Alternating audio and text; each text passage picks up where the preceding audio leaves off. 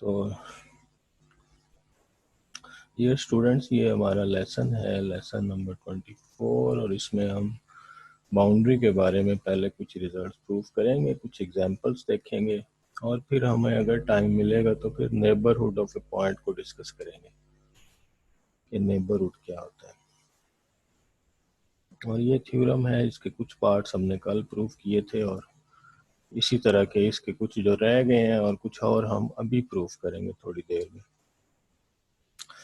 तो हम स्टार्ट करते हैं। हमारा जो आज का लेसन का थ्योरम है, फर्स्ट थ्योरम जो होगा वो कुछ इस तरह है।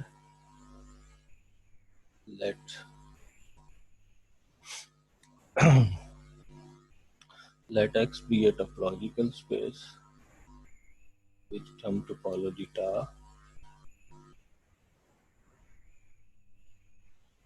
Let X be a topological space and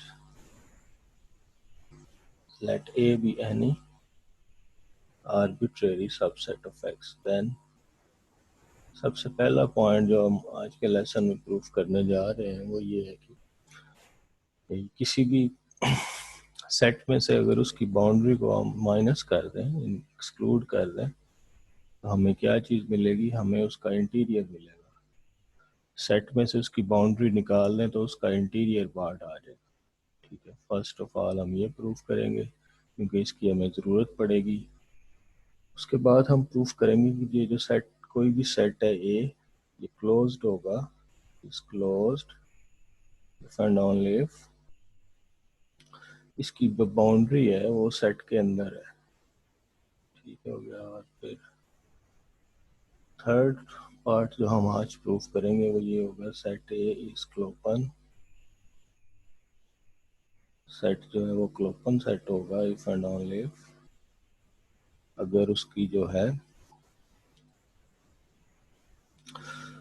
क्लोपन set में क्या होगा कि उसकी बाउंड्री में कोई पॉइंट नहीं आता। अगर सेट ओपन भी हो और क्लोज भी हो तो उसकी बाउंड्री जो होती है वो एम्प्टी सेट आ जाएगी।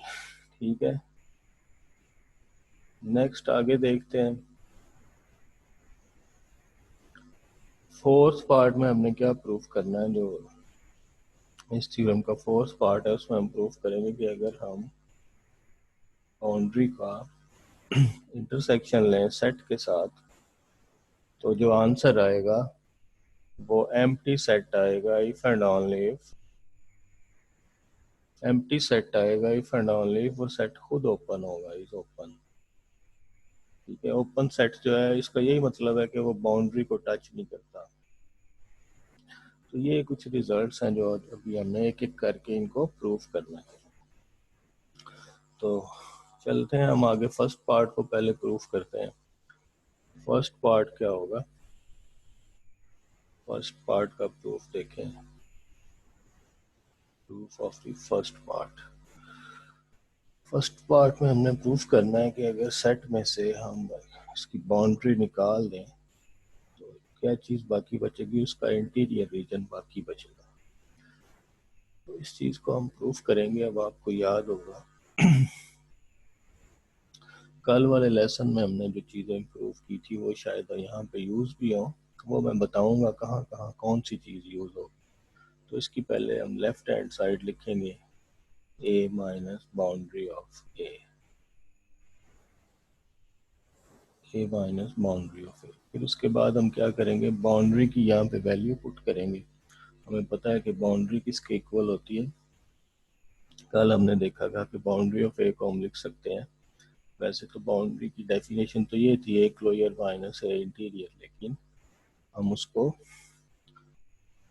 कल के लेसन का जो सेकंड पार्ट था वो यूज करें तो इसको लिख सकते हैं ए क्लोजर इंटरसेक्शन इसके कंप्लीमेंट का क्लोजर, ये चीज। और यहाँ पे फिर हमने एक मिस्टेक की है लिखने में, हमने यहाँ पे माइनस का सेट माइनस का सिंबल भी लगाना था, ए क्लोजर इंटरसेक्शन उसके कंप्लीमेंट का क्लोजर, ये चीज। अब यहाँ पे हम डी मॉर्गन लॉ यूज करेंगे। डी मॉर्गन लॉ क्या होता है? अगर आप ध्यान से देखें, आप पढ़ते आ रहे हैं कि अगर x में से दो सेट्स का इंटरसेक्शन माइनस करें, यानी ए इंटरसेक्शन बी कम्प्लीमेंट किसके बराबर होता है, X minus A union X minus B. तो ये डी मॉर्गन लॉ होता है ये वाला। तो इस तरह का लॉ हमने यहाँ पे अप्लाई करना है, यहाँ पे हमने इसको अप्लाई करना है। तो हम क्या करेंगे, इस चीज़ को हम लिखेंगे this is equals to A minus A closure, फिर डी मॉर्गन लॉ की वजह से ये यूनियन बन जाएगा, और A minus A complement closure. तो हम कहाँ पे पहुँचे हैं, दोबारा से लिखते हैं, we get A minus boundary of A equals to A minus A closure and union A minus A complement का क्लोयर। ये चीज़ हमें मिल गई। अब देखें ए में से अगर उसका क्लोयर निकाल दें तो कुछ भी नहीं बचेगा, ठीक है ना, क्योंकि इसकी वजह ये है क्योंकि हमें पता है कि ए क्लोयर जो होता है वो ए जो होता है वो ए क्लोयर का सबसेट है। अगर आप ए में से ए क्लोयर के सारे पॉइंट निकालेंगे तो ए के सारे पॉइंट ही निकलेंगे, तो इधर फाई आ जाएगा यूनियन। फिर इस चीज़ को आप इस तरह अगर लिखें, ये जो चीज़ लिखी है इसको अगर इसको एक और अंदाज में लिखें, कम्प्लीमेंट की जगह ए माइनस कम्प्लीमेंट को हम ऐसे भी तो लिख सकते हैं ना, ये वही चीज़ है। अब कल हमने जो रिजल्ट पढ़े थे उन रिजल्ट्स को मैं ये साइड पे आपको बताता हूँ। एक रिजल्ट तो ये था कि अगर x माइनस ए होल का क्लोयर हो तो इसको जब क्लोयर को ए पे शिफ्ट करते हैं तो ये इंटीरियर बन जाएगा, और इसको इसी तरह हमने ये भी प्रूफ किया था x माइनस ए होल का interior equals to x minus a का क्लोयर। ये दो रिजल्ट्स कल हमने प्रूफ किए थे। तो यह यानी किसी सेट में से कोई सेट माइनस करें और होल का क्लोयर लें तो वो इक्वल आएगा x माइनस, पहले उसका इंटीरियर लें और उसको माइनस करें। ये रिजल्ट हम यहाँ पे यूज करेंगे, ये रिजल्ट यहाँ पे हम अभी यूज करने लगे। तो ये आ जाएगा, फाई तो खत्म हो जाएगा, ये आ जाएगा a माइनस ये जो ये वाला सेकंड पार्ट, ये वाली चीज यहाँ पे हम यूज करेंगे। तो ये a माइनस एक्स माइनस ए, ये दूसरा सेट होल के ऊपर इंटीरियर आ जाएगा। यहाँ पे ये सेकंड पार्ट यूज कि x माइनस ए का क्लोयर इक्वल होता है x माइनस ए होल का इंटीरियर। तो दिस इज इक्वल्स टू, अब यहाँ पे ये चीज इक्वल आ जाएगी, ये a माइनस एक्स माइनस ए किसके इक्वल आ जाएगी, ये a के इक्वल ही आ जाएगी, और इंटीरियर एज इट इज आ जाएगी, ठीक है। यानी a में से आप माइनस कर रहे हैं a के कम्प्लीमेंट को, तो a में से कुछ भी नहीं निकलेगा, तो इसमें a आ जाएगा, इंटीरियर एज इट इज ऊपर से आ जाएगा। तो इस तरह ये हमारा प्रूफ, फर्स्ट पार्ट का प्रूफ जो है वो मुकम्मल हो गया। अब हम जाएंगे सेकंड पार्ट के प्रूफ की तरफ। सेकंड पार्ट पहले देख लें इसमें क्या प्रूफ करना है। सेकंड पार्ट में हमने प्रूफ करना है, सेकंड पार्ट में हमने प्रूफ करना है कि set is closed if and only if set contains it's boundary, अगर उसकी बाउंड्री उसमें शामिल है। इसको प्रूफ करते हैं। तो अभी हम सेकंड पार्ट की तरफ आते हैं। तो सेकंड पार्ट का प्रूफ है, हमने प्रूफ करना है the set A is closed if and only if boundary of a is a subset of a. इसका प्रूफ देखिए, पहले हम सपोज कर लेते हैं, सपोज यहाँ पे हम सपोज करते हैं कि सेट ए इज क्लोज्ड। अगर आपको पता है सेट क्लोज हो, यहाँ पे हम बार बार डेफिनेशंस यूज करेंगे, और जो कुछ भी हमें इन चीज़ों के बारे में पता है वो हम यूज करते जाएंगे। हमें देखना ही होगा कि हमारा टारगेट क्या है, हमने प्रूफ क्या चीज़ करनी है। हमने प्रूफ करना है कि बाउंड्री जो है वो ए का सबसेट है। हम पहले जितने भी रिजल्ट्स प्रूफ कर चुके हैं उनको हम यहाँ पे यूज भी कर सकते हैं। बाउंड्री की डेफिनेशन हमें आती है। अच्छा, अब क्लोज से हमें क्या पता चला, अगर सेट क्लोज होगा, यहाँ से एक बात तो हमें ये पता चली, दिस इम्प्लाइज कि ये जो सेट का क्लोजर होगा ये सेट के बराबर होगा। इस बात का हमें फ़ायदा होगा। अब अगले आगे चलते हैं। नाउ हमें ये चीज़ पता है, वी नो दैट, ये चीज़ हमने शायद प्रूफ की थी, वी नो दैट, कल के लेसन में, कि अगर एक चीज़ हमने प्रूफ कर ली है तो क्यों ना हम उसका फ़ायदा उठाएं, उसको यूज़ करें। वो हमने ये प्रूफ की थी कि अगर सेट में उसकी बाउंड्री को शामिल करें तो सेट क्या आ जाता है, उसका क्लोजर आ जाता है। अब यहाँ पे क्लोजर तो ए के बराबर है, तो दिस इम्प्लाइज, ये वाला रिजल्ट अगर ऊपर वाली बात इसमें यूज़ करेंगे तो हमें क्या रिजल्ट मिलेगा, a union boundary of A equals to a. अब अगर दो सेट्स का यूनियन एक सेट के बराबर आ जाए तो इसका क्या मतलब होगा, अगर ए यूनियन बी फर्ज करें ए के बराबर आए तो ऐसा तब होगा अगर बी ए का सबसेट होगा, तब ऐसा होगा। तो यहाँ से हमें ये पता चला, इस चीज़ से हमें ये पता चला कि अगर इन दो सेट्स का यूनियन ए के बराबर है, it means boundary of a is a subset of ए। ये चीज़ हमने प्रूफ करनी थी। कन्वर्सली जो है वो और ज़्यादा आसान है। कन्वर्सली हम सपोज करते हैं, conversely we suppose boundary of A is a subset of A। A की जो बाउंड्री है वो A का सबसेट है। अच्छा, कन्वर्स पार्ट बताने से पहले मैं ये बता दूं, कन्वर्स में भी आप यही चीज़ यूज़ कर सकते हैं कि आप इसका एक अल्टरनेटिव प्रूफ भी कर सकते थे डायरेक्ट।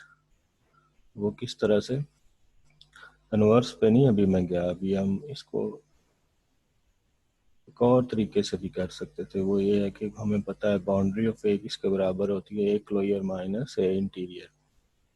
अब क्योंकि सेट क्लोज है तो आप ए क्लोजर की जगह ए लगा सकते हैं।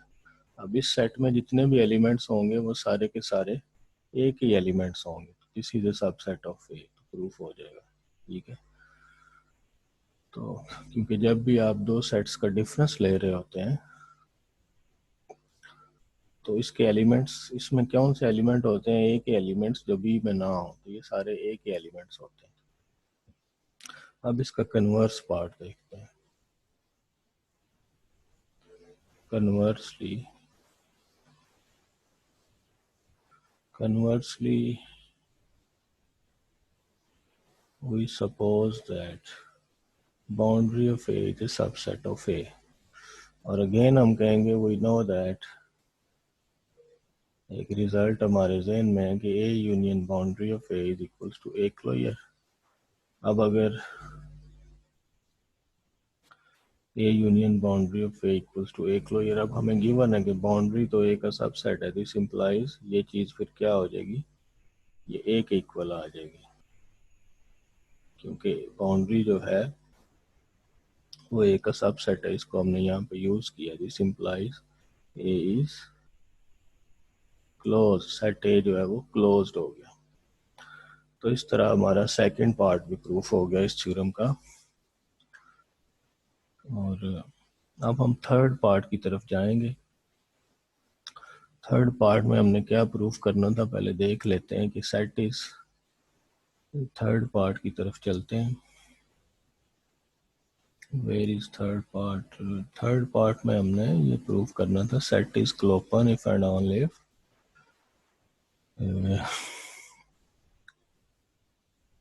इसकी जो बाउंड्री है वो फाई के बराबर होगी। इसको प्रूफ करते हैं थर्ड पार्ट को।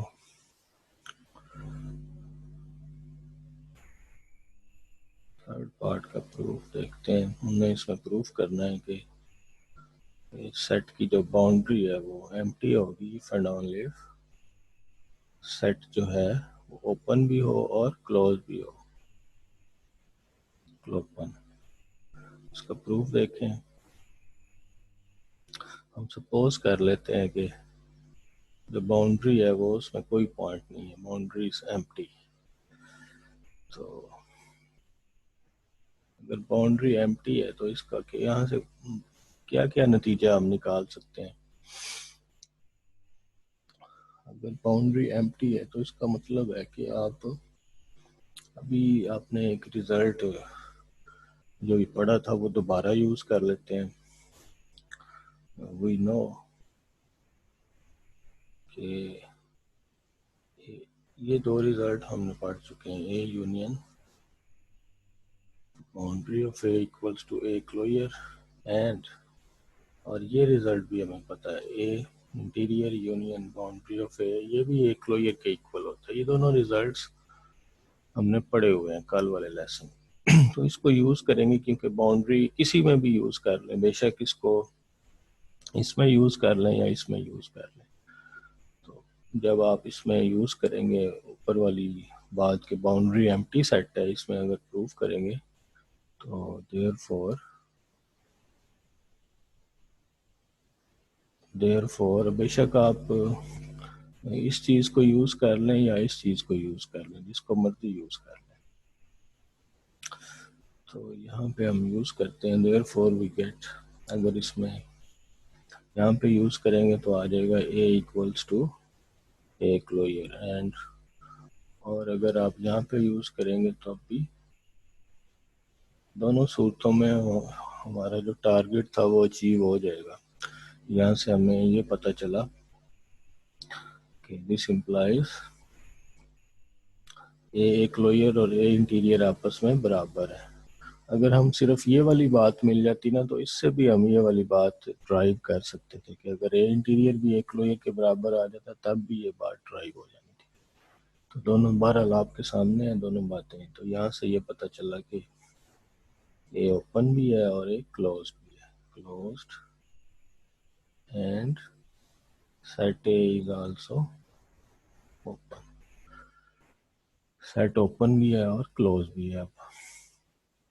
और यहाँ पे मैं आपको वैसे प्रूफ तो इसका मुकम्मल हो गया एक साइड का, लेकिन वैसे मैं आपको बताता चलो, ये बात प्रूफ का हिस्सा तो नहीं है, लेकिन कि अगर ए इंटीरियर भी एक लोयर के बराबर आ जाए ना, तो फिर भी हम ये इस तरह से स्टेप करके प्रूफ कर सकते थे। इंटीरियर इसका सबसेट होता है, ये अगर ये एक लोयर का सबसेट है, ये इंटीरियर के बराबर आ जाएगा और ये दोबारा ए में। तो इस चीज़ से भी हम ये नतीजा निकाल सकते थे कि ए और ए इंटीरियर के भी बराबर है और ए क्लोजर के भी बराबर है। तो वो हमारी मर्जी है। अब आगे चलते हैं इसका converse part. Conversely we suppose कि set A is clopen, set जो है वो क्लोपन है। इट मीन्स सेट अपने क्लोजर के भी बराबर है क्योंकि ये क्लोज्ड है, और ये अपने इंटीरियर के भी बराबर है क्योंकि ये ओपन है। दिस इम्प्लाइज, अब जब आप इसकी बाउंड्री फाइंड करेंगे तो वो डेफिनेशन से ही आपका मामला हल हो जाएगा। इसमें आपका आ जाएगा a minus A equals to 5। This completes the proof. इससे प्रूफ आपका मुकम्मल हो जाएगा। और ये हमने प्रूफ किया है किस पार्ट का, ये हमने थर्ड पार्ट का प्रूफ किया। फोर्थ पार्ट रह गया इस थ्योरम में। फोर्थ पार्ट में दोबारा एक नज़र देख लेते हैं। हमने प्रूफ क्या करना है, हमने प्रूफ करना है कि अगर सेट ओपन होगा तो वो अपनी बाउंड्री को टच नहीं करता, उसको इंटरसेक्ट नहीं करता। ये चीज़ हमने प्रूफ करनी है। लेट्स सी कैसे होता है फोर्थ पार्ट का प्रूफ। फोर्थ पार्ट का प्रूफ कैसे होगा, हमने प्रूफ ये करना है, पहले लिख लेते हैं कि अगर सेट जो है वो अपनी बाउंड्री को टच ना करे, इंटरसेक्शन एम्प्टी आए, तो ऐसा तब होता है अगर ए जो है वो ओपन हो। ओपन सेट की क्या निशानी होती है कि वो अपने इंटीरियर के बराबर होता है। प्रूफ इसका देख लेते हैं, और प्रूफ में हम कुछ पार्ट्स यूज भी कर सकते हैं जो पहले प्रूफ कर लिए हुए हैं। पहले हम देखते हैं, सपोज कर लेते हैं कि सेट जो है वो सपोज ए इज ओपन। अगर ए ओपन है, this implies A equals to A interior. This implies जब आप ए को इंटरसेक्ट करेंगे इसकी बाउंड्री के साथ, तो इस चीज को आप कैसे लिखेंगे, A closure minus A interior. अब ये क्योंकि ए इंटीरियर के बराबर है, तो आप क्या करेंगे, यहाँ पे इसकी जगह ए लिख लेंगे। अब यहाँ पे सेट्स की एक प्रॉपर्टी है कि a माइनस बी इक्वल होता है a इंटरसेक्शन b कॉम्प्लीमेंट के। तो आप अगर चाहें तो वैसे डायरेक्ट भी आपको नज़र आ रहा है फाई आएगा, अगर ना पता चले तो आप ये प्रॉपर्टी यहाँ पे यूज़ कर सकते हैं कि दो सेट्स का डिफरेंस जो होता है वो बराबर होता है इंटरसेक्शन बी कॉम्प्लीमेंट के। तो यहाँ पे ये प्रॉपर्टी लगा लेते हैं, ये आ जाएगा ए कॉम्प्लीमेंट। और यहाँ पे आप इसको, क्योंकि ये ऑपरेशन एसोसिएटिव होता है इंटरसेक्शन का, तो आप जिसको मर्जी पहले लिख सकते हैं और जिसको मर्जी बाद में। तो यहाँ पे ये दो, इसका जब इंटरसेक्शन इसके साथ लेंगे तो क्या आएगा, इसको दोबारा लिख लेते हैं। इधर आएगा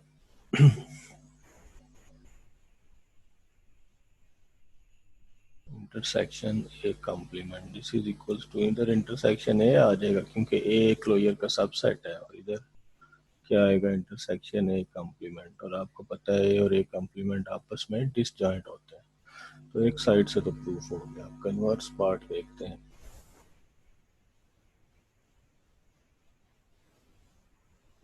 कन्वर्सली हम सपोज कर लेते हैं कि जो बाउंड्री है वो, उसका ए के साथ जो इंटरसेक्शन है वो फाई है। प्रूफ करना है ए इज ओपन। इसमें हम यूज कर लेते हैं फर्स्ट पार्ट जो हमने किया था कि सेट में से अगर उसकी बाउंड्री अगर निकाल दें तो क्या चीज आती है,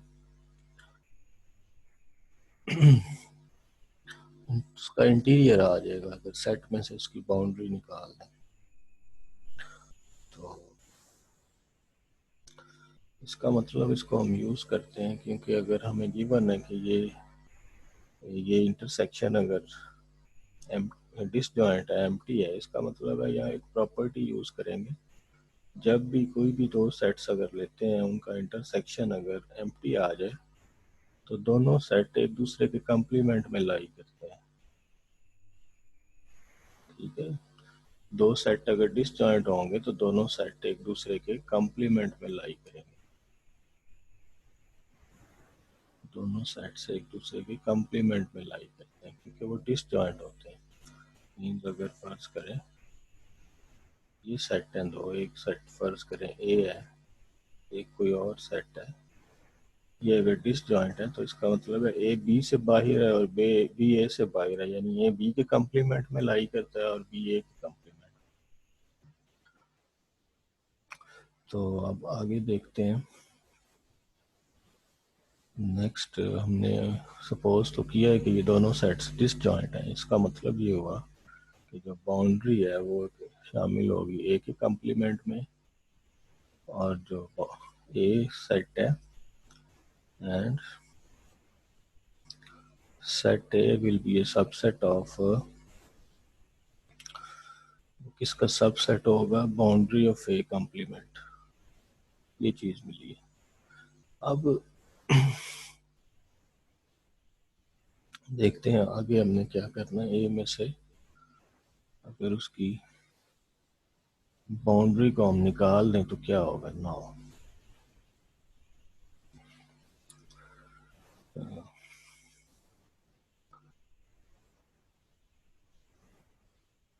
हमें पता है कि वी नो दैट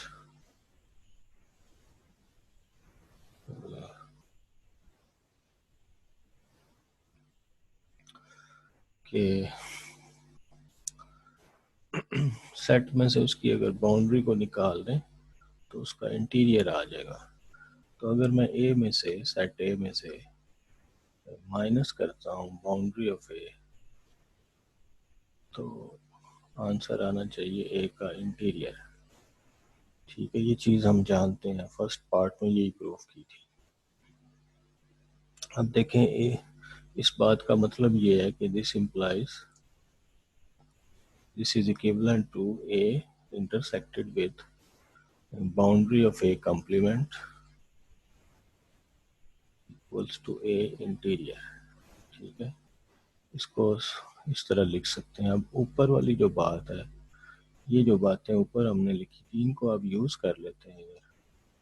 तो इसका भी ये मतलब हुआ, उनको अगर यूज़ करेंगे यहाँ पे, दिस इम्प्लाइज, हमें क्या पता चला, क्योंकि ए सेट जो है वो इसका सबसेट है इस चीज़ का। ये वाला जो सेट है, this set is a subset of this set, तो फिर इंटरसेक्शन क्या आएगा, इंटरसेक्शन ए ही आ जाएगा। तो हमें क्या मिलेगा, a equals to A interior, this implies a is open.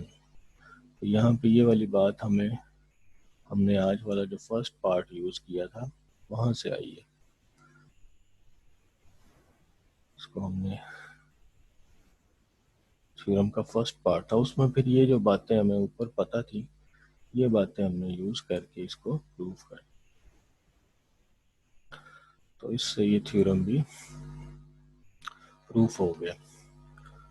और यहाँ पे अब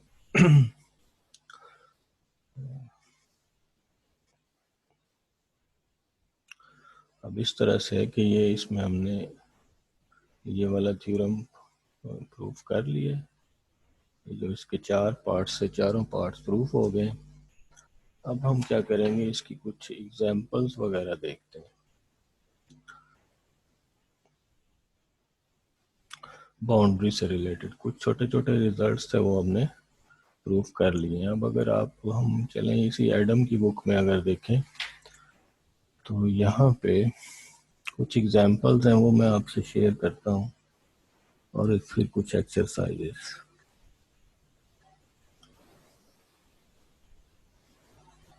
और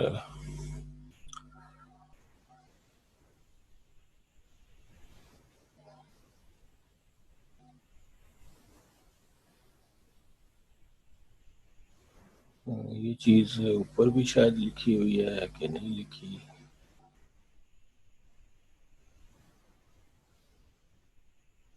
ठीक है।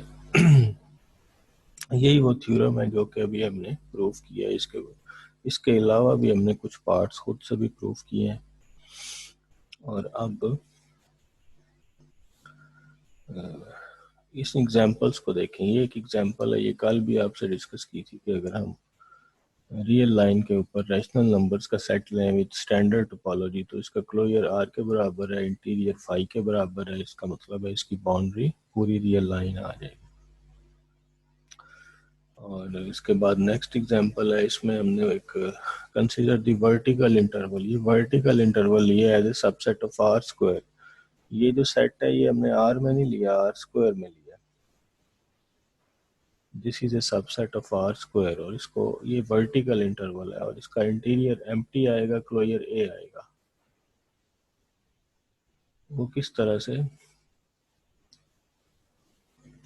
ये एग्जांपल मैं आपके साथ शेयर करता हूँ कि अगर आप ये वाला सेट लेते हैं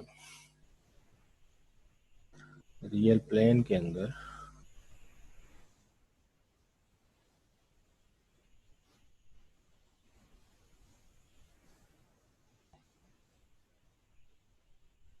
रियल प्लेन के अंदर अगर हम सेट लेते हैं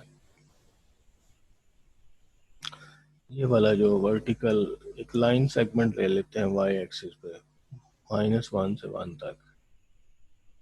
ये हमारा -1 पॉइंट है और ये 1 है। तो ये -1 से 1 तक जो इंटरवल आएगा,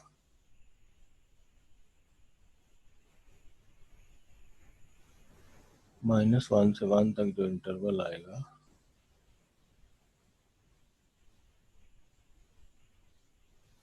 इसको हमने पहले ड्रॉ किया है। इसका हमने बताना है इसकी बाउंड्री क्या होगी, लेकिन किस सेट में इसको हमने कंसीडर करना है as a subset of R square. इसको हम कंसीडर करेंगे as a subset of R square.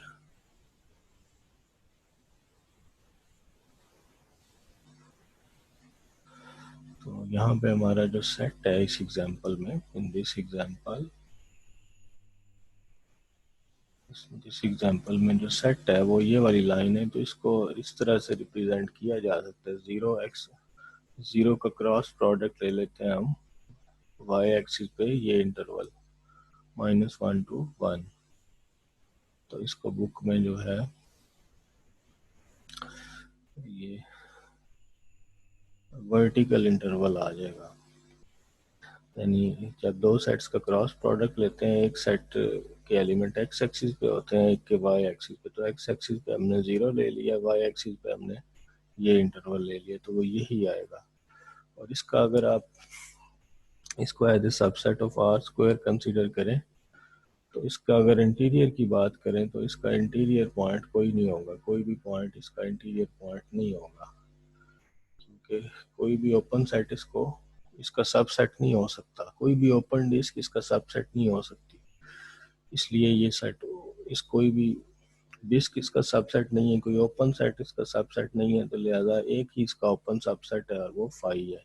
और दूसरा जो लाइन सेगमेंट होता है वो क्योंकि क्लोज होता है, तो इसका क्लोजर इसके बराबर आ जाएगा, तो देयरफॉर इसकी जो बाउंड्री आएगी वो यही सेट आ जाएगी। ये एग्जांपल यहाँ पे मेंशन है।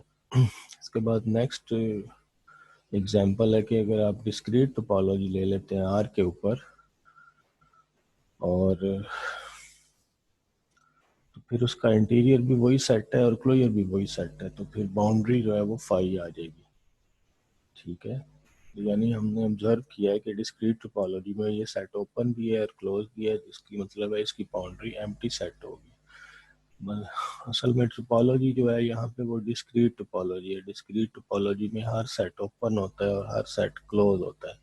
तो ये बात आप नोट कर लें कि अगर आप डिस्क्रीट स्पेस में है, डिस्क्रीट स्पेस में हर सेट ओपन होता है, हर सेट क्लोज होता है, यानी सारे सेट ओपन होते हैं। तो अगर आप कोई भी सेट लेंगे वो ओपन भी होगा, वो अपने इंटीरियर के भी बराबर होगा और वो अपने क्लोजर के भी बराबर होगा। हर सबसेट जो है इस तरह ही होगा डिस्क्रीट स्पेस में। तो देयरफॉर डिस्क्रीट स्पेस में जब बाउंड्री आएगी वो एम्प्टी सेट आएगा। तो ये वाली बात हमने यहाँ पे यूज की है। नेक्स्ट एग्जांपल जो है लोअर लिमिट टोपोलॉजी के बारे में। लोअर लिमिट टोपोलॉजी अभी हमने डिस्कस ही नहीं की, इसको छोड़ दें आप फिलहाल। इसके बाद कुछ एक्सरसाइजेज हैं, इन एक्सरसाइजेज को आप ट्राई करें और आप कुछ एक्सरसाइजेज आसानी से कर सकेंगे। जो लोअर लिमिट टोपोलॉजी वाली हैं वो शायद आप वो भी की जा सकती हैं, लेकिन वो हमने क्योंकि स्टडी नहीं की, हमने और बहुत सी टोपोलॉजीज पढ़ ली हैं जो कि इनफ है। तो ये कुछ एक्सरसाइजेज हैं, इनको आप डिस्कस कर सकते हैं। इनका आप इन एक्सरसाइजेस को आप प्रूफ कीजिएगा। इसमें फर्स्ट पार्ट है, ये तो लोअर लिमिट टोपोलॉजी का है, चलें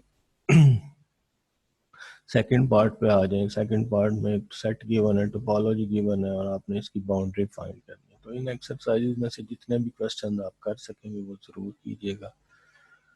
इसके बाद नेक्स्ट ये एक बुक है, शाम सीरीज़ की बुक है, इसमें से कुछ एग्जांपल्स हैं वो मैं आपके साथ शेयर कर देता हूँ, उनको देख लीजिएगा। ये कुछ आसान सी एग्जांपल्स हैं और ये इसमें से हमने बहुत सी एग्जांपल्स कर ली हुई हैं। बहुत सी एग्जांपल्स हम यहाँ पे कर चुके हैं और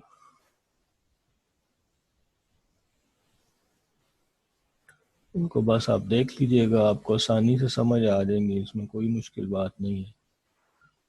और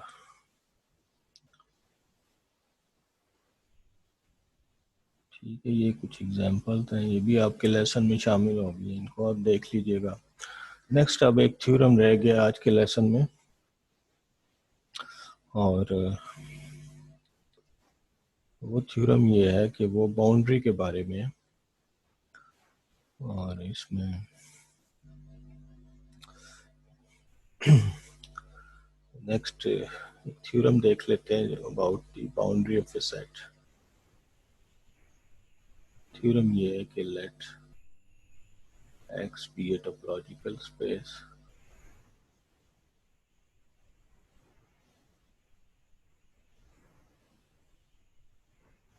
and A is any arbitrary subset of X.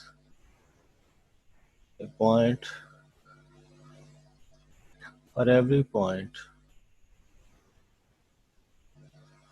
अगर आप स्पेस में कोई भी पॉइंट लें तो वो जो पॉइंट होगा वो बाउंड्री में सब शामिल होगा if and only if every open set containing X intersects both A and its complement। यानी बाउंड्री पॉइंट की क्या निशानी है?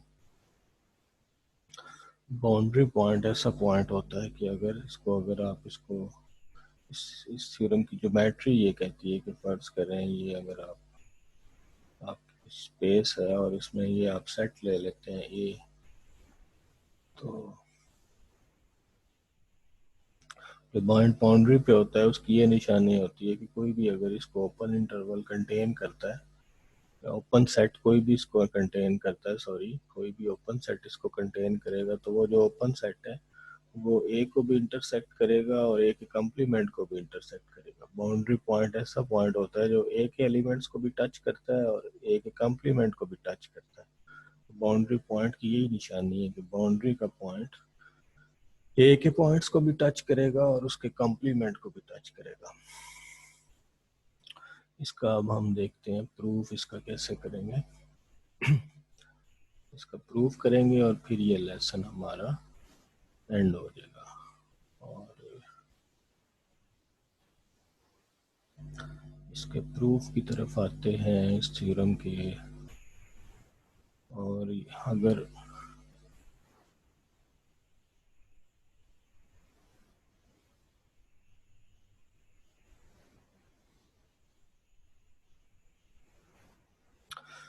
इसके प्रूफ की तरफ हमने आना है इस थ्योरम के। इसमें हम पहले सपोज कर लेंगे, प्रूफ से पहले हम क्या करते हैं, एक ब्रेक ले लेते हैं। प्रूफ से पहले आप लोग एक शुरू करते हैं यहाँ से। सपोज पहले हम सपोज कर लेते हैं, suppose x belongs to boundary of a। अब हमें पता है कि बाउंड्री जो होती है वो किसके बराबर है, a closure intersection x minus a closure, इसके बराबर होती है। तो देयरफॉर x जो है, देयरफॉर ये जो हमारा x है ये a क्लोजर में भी होगा और ये पॉइंट x माइनस a के क्लोजर में भी होगा। तो बस अब प्रूफ हो जाएगा। अब इसमें दोनों को अलग अलग डील करेंगे। चलें एक साइड पे हम इस बात को डील कर लेते हैं, एक साइड पे दूसरी बात को। अगर x एक क्लोजर में है तो इसका मतलब ये होगा, एक क्लोजर में होने का क्या मतलब होता है कि जो एक क्लोजर होता है वो क्योंकि बराबर होता है ए यूनियन ए ड्राइव के। इसका मतलब है x या तो a में होगा या फिर x इसका लिमिट पॉइंट होगा। ठीक है। अब क्या है कि अब अगर आप कोई भी ओपन सेट लेंगे, no for all u belongs to tau with u containing x, अगर आप कोई भी ओपन सेट लेते हैं जिसमें x होगा, अब दो बातें हैं। नंबर वन,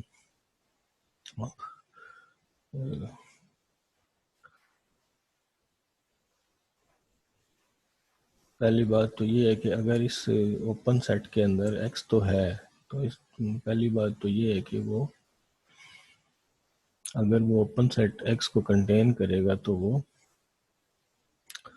उसका क्या हो जाएगा, इंटरसेक्शन अगर ए के साथ लेंगे। हमने प्रूफ क्या करना है, कोई भी अगर ओपन सेट लें वो अगर x को कंटेन करता है तो वो a को भी इंटरसेक्ट करेगा और उसके कंप्लीमेंट को भी इंटरसेक्ट करेगा। तो अब अगर हम कोई भी ओपन सेट लें वो अगर x को कंटेन करता है तो क्या होगा उस सूरत में, आप क्लियरली देख सकते हैं कि ये जो ओपन सेट होगा u, इसको अगर इंटरसेक्ट करेंगे a के साथ तो इसके अंदर x मौजूद होगा, क्योंकि x a में भी है, ये देखें ऊपर लिखा हुआ है x a में भी है और u में भी है। तो x जो है इसमें बिलोंग करेगा इस इंटरसेक्शन में। या अगर दूसरी केस लेते हैं और वाली, एक्स अगर ए में हुआ तो अच्छी बात है, वो इस इंटरसेक्शन में ज़रूर आएगा। या दूसरी बात है, अगर एक्स लिमिट पॉइंट हुआ तो लिमिट पॉइंट की डेफिनेशन लगा देते हैं। लिमिट पॉइंट की डेफिनेशन ये कहती है कि कोई ना कोई ऐसा पॉइंट लाजमी एग्जिस्ट करेगा जो एक्स के अलावा होगा और इनके इंटरसेक्शन में आ रहा होगा। ठीक है, लिमिट पॉइंट की डेफिनेशन तो और भी स्ट्रॉन्ग बात कहती है कि इसका इंटरसेक्शन अगर ए के साथ लेंगे, उसमें एक्स के अलावा भी कोई पॉइंट आएगा। तो इसका मतलब है दोनों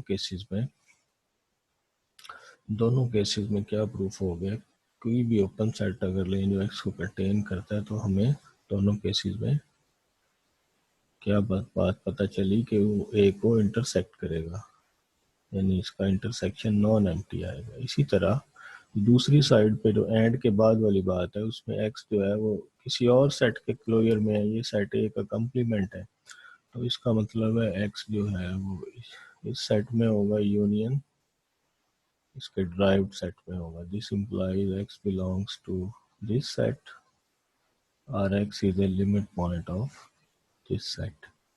अगर तो एक्स इसमें होगा, उसी तरह for all u belongs to tau with x belongs to u we get, वो एक्स अगर एक्स इस सेट में होगा तो वो यू में भी होगा, तो एक्स या तो एक्स इनके इंटरसेक्शन में आएगा या फिर एक्स के अलावा कोई पॉइंट इनके इंटरसेक्शन में आएगा।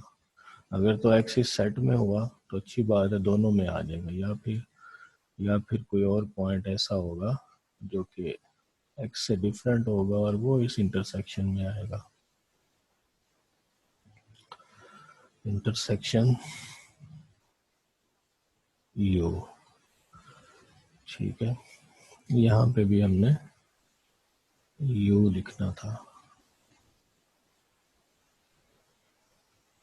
ठीक है, तो दोनों केसेस में वी हैव कि ये जो u है वो इंटरसेक्ट करेगा x माइनस ए को।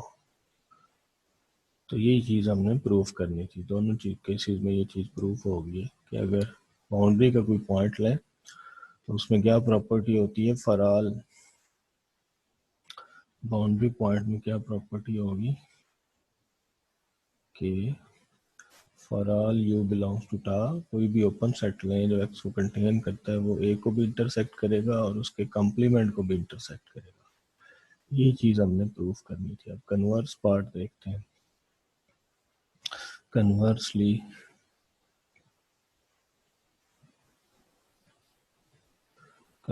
हम सपोज करते हैं ये वाली प्रॉपर्टी मौजूद है एक्स के लिए। We suppose that for all u belongs to tau with x belongs to you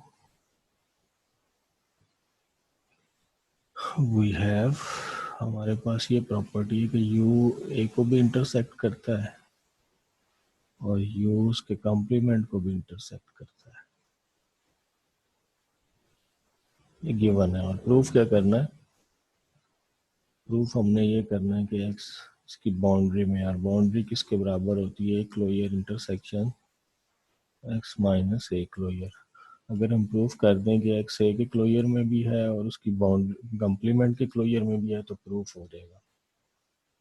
अब क्योंकि प्रॉपर्टी गिवन है कि एक्स जो है वो ये वाली प्रॉपर्टी ऊपर गिवन है, इस प्रॉपर्टी को हमने बार बार यूज करना है।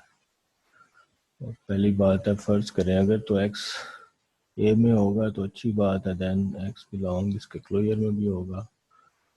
तो और अगर एक्स ए में नहीं होगा तो फिर भाई वही जो आप ऊपर वाली प्रॉपर्टी है ये क्या कहती है, इसके मुताबिक फिर एक्स ए का लिमिट पॉइंट होगा, क्योंकि लिमिट पॉइंट की यही डेफिनेशन है कि हर ओपन सेट जो एक्स को कंटेन करता है वो ए को इंटरसेक्ट करना चाहिए। दूसरी केस में अगर एक्स ए में नहीं होगा तो वो उसका लिमिट पॉइंट हो जाएगा और ये लिमिट्स पॉइंट का सेट भी क्लोजर में होगा। तो दोनों केसेस में दिस इम्प्लाइज एक्स जो है वो लाजमी ए क्लोजर इंटरसेक्शन एक्स जो है लाजमी ए क्लोजर में चला जाएगा। इसी तरह हम दूसरी बात को भी देख लेते हैं। इसी तरह अगर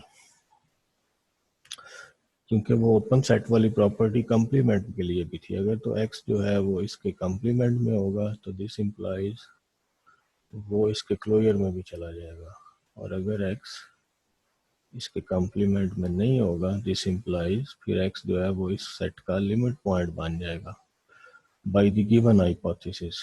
और ये लिमिट पॉइंट्स का सेट भी क्लोजर का सबसेट होता है। तो दोनों केसेस में हमारे पास क्या आ गया, x माइनस ए के क्लोजर में जाएगा। तो हेंस इससे ये प्रूफ हो गया this implies x belongs to a closure intersection x minus a closure and that is equals to boundary of a। ये चीज हमने प्रूफ करनी थी। तो इस थ्योरम के बाद अब आपसे मेरा ये एडवाइस है कि आपने जितनी भी एग्जांपल्स आपने की थी, जिन एग्जांपल्स में आपने इंटीरियर फाइंड किया था और क्लोजर फाइंड किया था, उन सारी एग्जांपल्स को एक दफ़ा दोबारा रिपीट करें और आप उन एग्जांपल्स में आप बाउंड्री भी फाइंड करें। ठीक है, इस पिछले लेसन्स में जहाँ जहाँ आपने इंटीरियर और क्लोजर फाइंड किए थे तो आप उन्हीं एग्जांपल्स में आप बाउंड्री भी फाइंड करके देखिएगा लाजमी। और एक छोटी सी एग्जांपल लेके फिर इसको क्लोज कर देते हैं। वो एक एग्जांपल ये है, बाउंड्री से रिलेटेड। ये आप ये सारी प्रॉपर्टीज को एग्जांपल्स में भी आप डिस्कस कर सकते हैं। फर्ज करें ये एक सेट ले लेते हैं 1 2 3 4, इस पे एक टोपोलॉजी ले लेते हैं 5 1 2 3 1 2 3 और x। एक टोपोलॉजी हमने ले ली है और कोई एक सेट ले लेते हैं रैंडमली। फर्ज करें सेट में ले लेता हूँ 2 3 4, ये सेट लेता हूँ। ठीक है, तो इसकी हमने बाउंड्री फाइंड करनी है। Find boundary of a. तो बाउंड्री कैसे फाइंड करेंगे, पहले इसका क्लोजर फाइंड करेंगे, इंटीरियर फाइंड करेंगे और फिर बाउंड्री फाइंड हो जाएगी। तो पहले हम इसका क्लोजर फाइंड करेंगे, लेकिन क्लोजर फाइंड करने के लिए हमें पहले इसके क्लोज सेट्स का पता होना चाहिए ताकि हम क्लोज सुपर सेट्स ढूंढें। क्लोज सेट्स कौन कौन से हैं, 5 का कम्प्लीमेंट x है, 1 का कम्प्लीमेंट आ जाएगा 2 3 4 और 2 3 का कम्प्लीमेंट आ जाएगा 1 4 और 1 2 3 का कम्प्लीमेंट 4 आ जाएगा और 5 आ जाएगा। तो ए का क्लोजर जो है वो क्या आ जाएगा, वो ए के बराबर ही आ जाएगा क्योंकि स्मॉलेस्ट क्लोज सेट जो ए को कंटेन करता है वो ए खुद ही है 2 3 4, दैट इज इक्वल्स टू। और ए का इंटीरियर अगर देखना है, जितने भी ओपन सेट्स हैं उनमें सबसे बड़ा ओपन सेट जो ए का सबसेट हो तो 2 3 जो है इसका इंटीरियर होगा, क्योंकि जितने भी ओपन सेट्स हैं उनमें देखेंगे 2 3 बड़े से बड़ा ओपन सेट है जो ए का सबसेट है, और कोई भी ए का इससे बड़ा ओपन सबसेट नहीं है। तो 2 3 इंटीरियर आ जाएगा। तो अब आप अगली लाइन में बाउंड्री फाइंड कर लेंगे। बाउंड्री किसके इक्वल आ जाएगी, A closure minus A interior, और क्लोजर में से इंटीरियर निकालेंगे तो ये 4 जो है इस सेट की बाउंड्री है। तो यहाँ आप ये कोई और सेट लेके भी चीज़ें को फाइंड आउट कर सकते हैं। यहाँ पे आप नोट भी कर सकते हैं प्रॉपर्टी उस तरह की कि बाउंड्री के अंदर अब देखें 4 था ना, 4 belongs to boundary of a. तो आप प्रॉपर्टी को ऑब्जर्व भी कर सकते हैं जो थ्योरम में प्रूफ की थी। वो क्या थी कि कोई भी ओपन सेट देखें जो 4 को कंटेन करता है ना, 4 को कौन कौन सा ओपन सेट कंटेन करता है, बाई चांस कोई भी ओपन सेट सिवाय एक्स के कंटेन नहीं करता। एक ही ओपन सेट है एक्स जो कि 4 को कंटेन करता है, और ये 4 जो है ए को भी इंटरसेक्ट करेगा और ए के कम्प्लीमेंट को भी इंटरसेक्ट करेगा। इस तरह की प्रॉपर्टीज आप ऑब्जर्व कर सकते हैं छोटी सी एग्जांपल्स लेके। इसमें तो बाई चांस हमारे पास एक ही ओपन सेट आया था, अदरवाइज अगर ज़्यादा भी होते तो ऐसे ही होना था। दूसरा आप देखें, सेट में से अगर आप इसका निकाल देते हैं बाउंड्री, तो क्या होगा, आपके पास क्या बचेगा, 2 3 4 में से बाउंड्री निकाल दें 2 3, तो आप देखें वो इंटीरियर के बराबर आ गई है।